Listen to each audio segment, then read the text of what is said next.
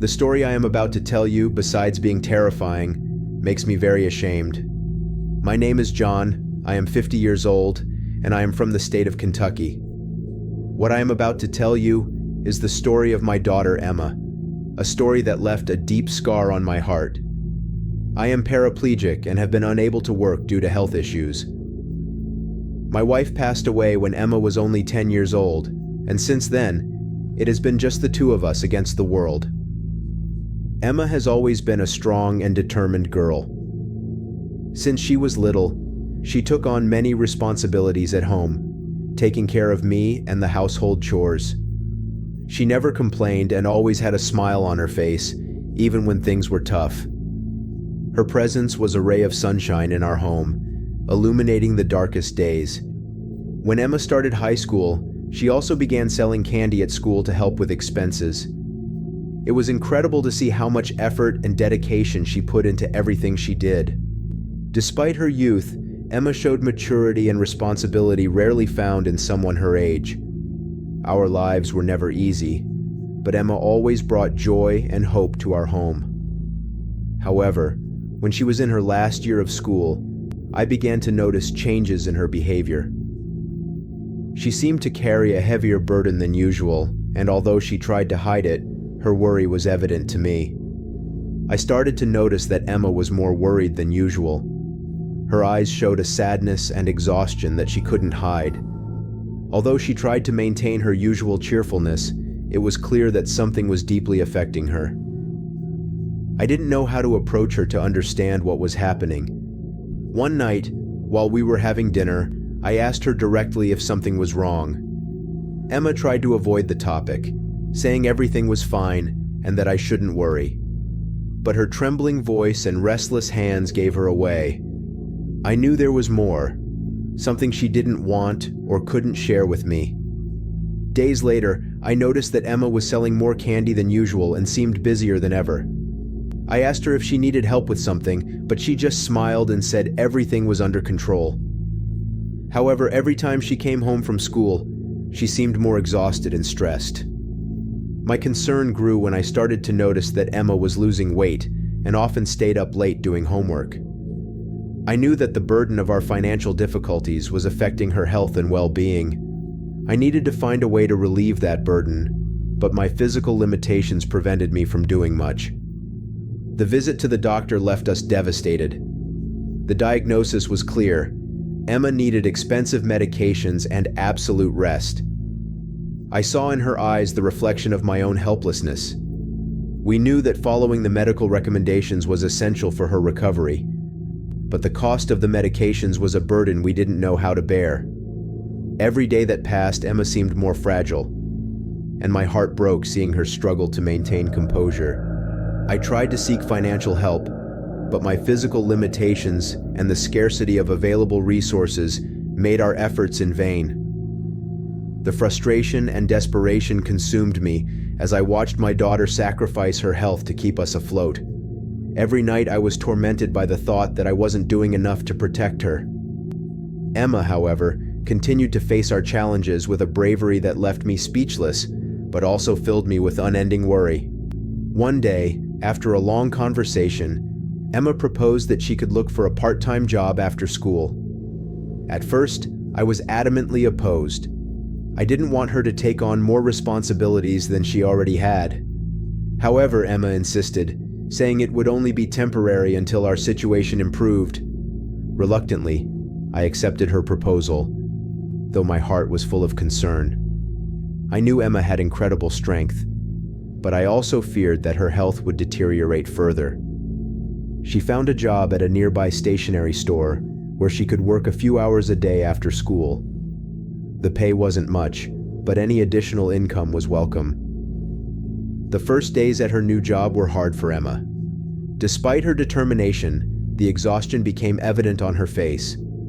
I constantly asked her not to overwork herself, but Emma always responded with a brave smile, assuring me that everything would be fine. Her unwavering spirit was both a source of pride and deep concern for me. As the days passed, Emma's situation became increasingly critical. Despite her titanic efforts, her health continued to deteriorate.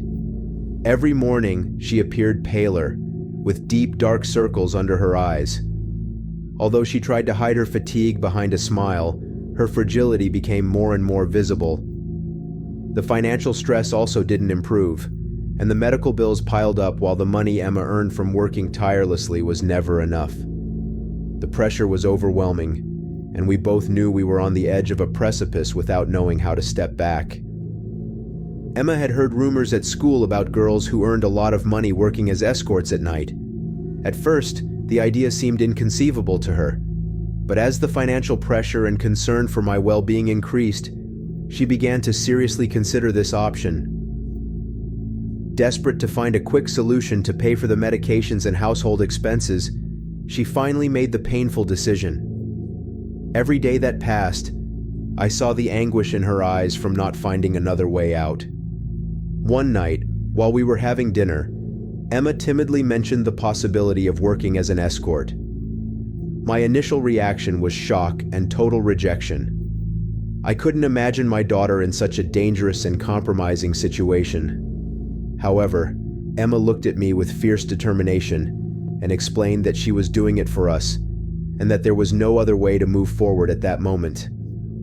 I felt deep shame and indescribable pain, realizing that I, as her father, couldn't offer her a better alternative. My inability to work and contribute financially made me feel like a complete failure. With tears in my eyes, I realized that Emma was willing to sacrifice her integrity and well-being for our survival. Despite my desperation and opposition, I couldn't do anything to stop her. Her decision was already made, and her determination was unwavering. That night, my heart broke, understanding how far Emma was willing to go to save us. I felt devastated, consumed by guilt and helplessness for not being able to protect her or offer her a better life. The shame of not being the father she deserved has stayed with me ever since. The first night Emma went out to work, an escort was tormenting her. She stood on a corner, under the flickering light of a street lamp, feeling vulnerable and scared. Each minute felt like an eternity. Finally, a car pulled up beside her. It was a man in his 30s, with a tired look and a somber expression. Despite his appearance, Emma felt a strange sense of security and decided to accept his proposal. To her surprise, the man didn't seek physical company that night. He said he just wanted to talk and paid her a generous sum, almost 3 times what Emma usually asked for. She got into the car, not knowing what to expect. During the ride, he began to tell her about his life, his despair, and eventually about the pact he had made with a demonic entity. Emma listened in silence, each word resonating with an unsettling truth. As the man spoke, Emma noticed his eyes filling with tears and his voice breaking. "I can't take it anymore," he said. "I'm desperate and don't know what to do." Emma tried to comfort him, but his story only became more disturbing. He confessed that he had made a pact with a demon in exchange for wealth and power, but now that entity followed him everywhere, mocking him and stealing his peace. That night, Emma returned home with more questions than answers and a sense of fear she couldn't shake off. That night, when Emma returned home after her first encounter with the mysterious client, her face was pale and her hands were trembling. I approached her, full of concern, and asked what had happened. With a broken voice, Emma began to tell me everything. She recounted how the man had spoken to her about a pact with a demon, and how that entity tormented him relentlessly. As she spoke, I could see the fear in her eyes, a fear that seemed to have deeply marked her. "Dad," Emma said, tears in her eyes, "he offered me something terrifying." My heart stopped for a moment as she continued. "He said that if I made a similar pact, I could get all the money we need for your medications to save our home, so we wouldn't have to keep suffering." The words echoed in my mind like a sinister echo. I felt a shiver, thinking that my daughter was even considering such a dangerous and malevolent option. "But Emma, that's playing with the devil," I replied, trying to stay calm, although my voice betrayed the panic I felt. "We can't do that. You can't risk your soul for money. We'll find another way. There has to be another way." But Emma, with her gaze fixed on me, slowly shook her head. "Dad, I'm desperate. I can't see you suffer anymore. I can't see us sinking further into this abyss." The tension in the room was palpable. Emma and I remained silent, both trapped in a whirlwind of fear and desperation. Finally, I broke the silence, taking her hands in mine. "Emma, listen to me. I'd rather lose everything than see you fall into the clutches of something so dark. We can't accept that offer. We must find a solution that doesn't condemn us." Emma nodded slowly, but in her eyes I could see that the fear and temptation still lingered. I didn't know how much longer we could resist before desperation pushed us to make an irreversible decision. The following nights turned into a living nightmare for Emma. Every time she closed her eyes, she saw the man from the car and the demonic entity he described. Her sleep turned into a battlefield filled with shadows and sinister whispers. One early morning, while working on her school assignments in the kitchen, she heard a strange noise. It was the sound of slow, dragging footsteps echoing down the hallway. Emma froze, paralyzed by fear, for a moment before deciding to investigate. She turned on the hallway light, her heart pounding wildly, and saw a dark shadow move quickly from one room to another. The figure was tall and seemed to drag 1 foot, just as the man had described in his tale of the demon. Emma felt a lump in her throat and a cold sweat running down her back. With trembling steps, she approached the room where she had seen the shadow enter. She opened the door slowly, her hands shaking so much that she could barely hold the doorknob. The room was empty, but the feeling of a malevolent presence lingered in the air. Emma slammed the door shut and ran to my room, waking me from a restless sleep. "Dad, there's something in the house," she whispered desperately, her eyes wide with terror. I tried to calm her, assuring her it was just a nightmare, but the conviction in her voice made me doubt. "It's not a nightmare, Dad. I saw it. It was him, the demon the man talked about." That night, Emma stayed in my room, clinging to me like she did when she was a child and feared the dark. But now the fear was much more real and tangible. The house, which had always been our refuge, had become a place of terror and shadows. Every noise and every shadow seemed to threaten to reveal a sinister presence. Emma hardly slept, and I stayed awake, watching the dancing shadows on the walls, hoping the daylight would dispel the fears that haunted us. The situation became unsustainable. The nights were a constant torment, and the dark presence seemed to grow stronger with each passing day. Emma was on the brink of desperation, and I, feeling completely helpless, could only watch as fear consumed my daughter. I decided we had to confront this entity somehow, even though I had no idea how to do it. One night, when the whispers grew louder and the shadows seemed to come to life, Emma made a desperate decision. "Dad, I can't take it anymore. We have to do something," she said, tears streaming down her face. "I can't let this destroy us." With renewed determination, we began to investigate ways to expel the entity from our home, turning to traditional and religious methods in a bid to find a solution. We tried everything: prayers, blessings, and ancient rituals. But nothing seemed to work. The entity mocked our efforts, appearing more frequently and making every corner of our home feel inhospitable. Emma, in a final act of bravery, decided she would confront the presence directly. She knew it was risky, but she saw no other way out. She asked me to accompany her, and although my heart was filled with fear, I couldn't let her face this alone. We prepared for the final confrontation, bringing with us everything we could find that might serve as protection. That night, while the house was enveloped in oppressive darkness, Emma and I stood in the middle of the hallway, waiting. The entity didn't take long to appear. Its tall, shadowy figure emerged from the darkness. With a voice that echoed with a deep, terrifying resonance, it began to whisper promises and threats.